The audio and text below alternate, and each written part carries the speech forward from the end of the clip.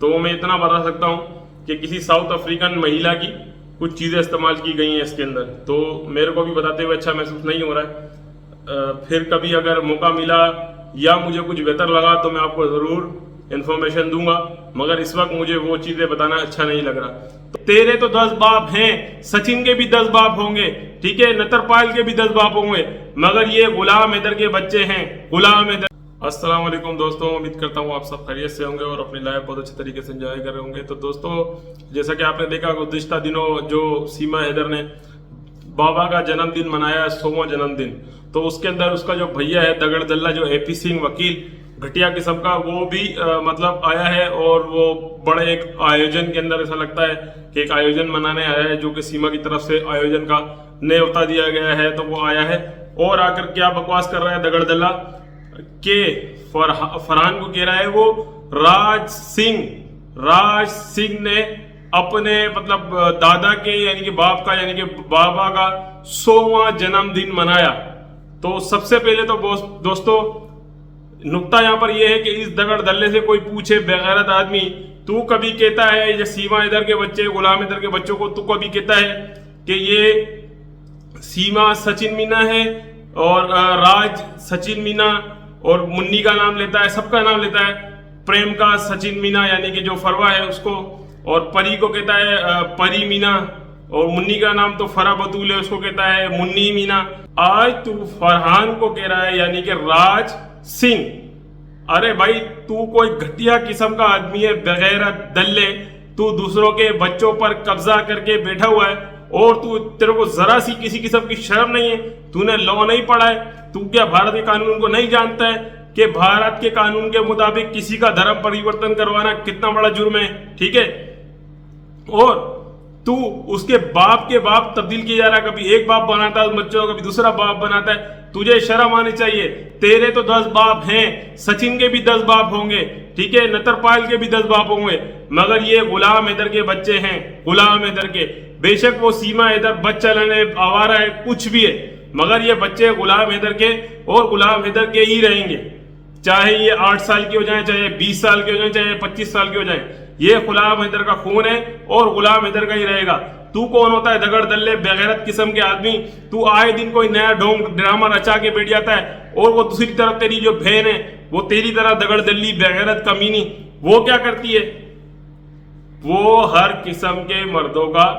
हर उम्र के मर्दों का टेस्ट करती है। तो दोस्तों जो पिक्चर मैंने लगाई है वो भी आप देख लीजिएगा और ये दगड़ दल्ले की जरा बकवास सुन लें। राज सिंह के पर बाबा, राज सिंह के पर बाबा, हाँ, राज सिंह के पर बाबा का जन्म। तो दोस्तों आपने सुना ये दगड़ दल्ला किस तरीके से ये बकवास कर रहा है कि ये गुलाम हैदर के मासूम बच्चों को जो है बोलता है कि इस दफा तो कह रहा है राज सिंह। अरे भाई ये सिंह भी नहीं है, ये मीना भी नहीं है, ये है फरहान गुलाम हैदर, ठीक है। तू कभी इनको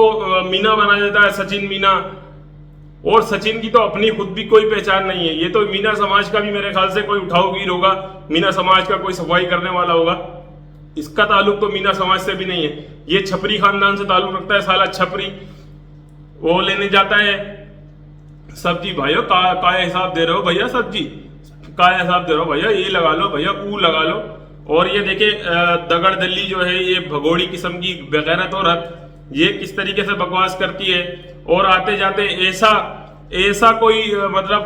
ड्रामा करती है जैसे कोई ये पहली मर्तबा मां बन रही हो, जैसे कोई 15 साल की या 16 साल की लड़की मां बनने वाली होती है ना, ये उस तरीके की तकलीफें और उस तरीके के मसाइल बताती है, जैसा कि कोई बिल्कुल कम उम्र की लड़कियां जो 16 साल की जो नई नई मां बनने वाली होती है ना, उनको परेशानी होती है। जरा इसके ड्रामे देख लें। तो बता देना बाजार से नारियल पानी ले आऊं और बस नारियल पानी, और इसको सर को धो ले, अब धोऊंगी अभी, बीमार पड़ जाएगी, बीमार। गर्म पानी रखा है, गर्म पानी से नहाऊंगी। हाँ तो बीमार हो जाएगी, जल्दी यार धो ले, किस तरीके से क्योंकि मौसम को उतराव चढ़ाव हो रहा वैसे ही कि जैसे कोई बिल्कुल नई नई माँ बनने वाली, इसको जरा सी शर्म तो है ही नहीं। आपने देखा भी होगा जब भी मतलब कैमरे के सामने आती है, जब भी पूछा जाता है आप कैसे आई, आप क्यों आई, तो एक ही बात करती है, मैं प्यार की खातिर आई, मैं प्यार की खातिर आई। तो प्यारे बहन भाइयों, अब ये जो बात सुनने में आ रही है वो खबर जो हमारे पास है कि ये अब 100% प्रेग्नेंट है, और इसके पीछे कौन सी जो है टेक्निक इस्तेमाल की गई हैं, हम वो भी आपको मजीद आगे बताएंगे। ये टेक्निक्स भी जो भी इस्तेमाल की गई हैं इसके साथ,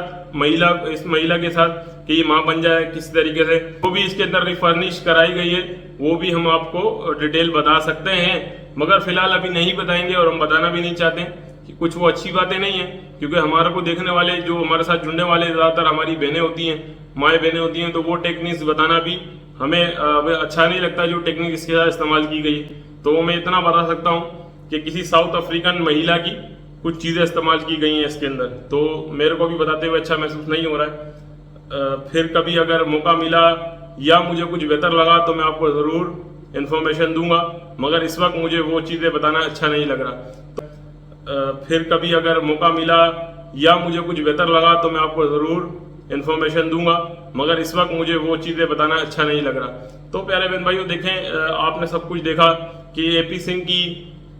भी आप कह रहे हैं हराम पाइयाँ देख लें, बदमाशियाँ के लें, एपी सिंह की भी आपने देखी, सीमा की हराम खोरियाँ, हराम पाइयाँ, बदमाशियाँ आप देख रहे हैं कि वो एक इलीगल आई हुई महिला किस तरीके से बदमाशियाँ भी कर रही है, और आपने देखा भी कि किस तरीके से वो कभी किसी को लताड़ती है, कभी किसी को लताड़ती है, और अब तक जितने भी हथकंडे ये इस्तेमाल कर रही है तमाम के तमाम आप सब जानते हैं कि झूठ कर पलंदर पर ये कायम है। मगर दोस्तों, दूसरी तरफ जो ये पूरा चोरों का, डकैतों का जो गैंग है, ये अपनी पूरी हटधर्मी पर कायम है और ये किसी किस्म के दबाव में नहीं है। अगर आप कहें कि दबाव में है, परेशान है, हम लोग जितने भी लोग हैं रोजाना वीडियो बनाते हैं, जितनी भी बहनें इंडियंस रोजाना वीडियो बनाती हैं, सीमा इधर को फलाना हो गया, सीमा, कुछ नहीं हुआ, कुछ नहीं हुआ, ना वो दबाव में है ना वो किसी प्रेशर में, उसको कोई प्रेशर नहीं, कोई दबाव नहीं, वो खुला खेते खुला खा रही है और नंगा नहा रही है, उसका वही वाला हिसाब है, वो खुला खा रही है, नंगा नहा रही है, उसको कोई डर नहीं है, कोई खौफ नहीं है, उसको ये भी पता है कुछ होने वाला नहीं है, ना कुछ होगा उसको। ठीक है, मोमिन मलिक सर अपना काम कर रहे हैं, हमने कभी इनकार नहीं किया कि वो नहीं कर रहे, ना हम उनसे निराश हैं। मोमिन मलिक सर अपना पूरा काम कर रहे हैं, मगर रबूपुरा की पुलिस, जेवर कोर्ट या जो भी अरीब करीब के अदालती मामलात हैं वो बिल्कुल अपना कोई काम नहीं कर रहे हैं, वो हमें नजर आ रहा है। और जितने भी लोग हमारे साथ जुड़े हुए हैं वो हमसे यही कहते हैं कि ये क्या हो रहा है और ये क्यों नहीं हो रहा है, कानून क्या कर रहा है। देखें भाई, हम भारत की सरकार के खिलाफ तो हमने पहले भी नहीं कहा और अब भी ना कहेंगे, ना कहना चाहते हैं, मगर जो रबूपुरा के अंदर हो रहा है वो पूरी दुनिया को नजर आ रहा है कि सीमा खुला नहा रही है,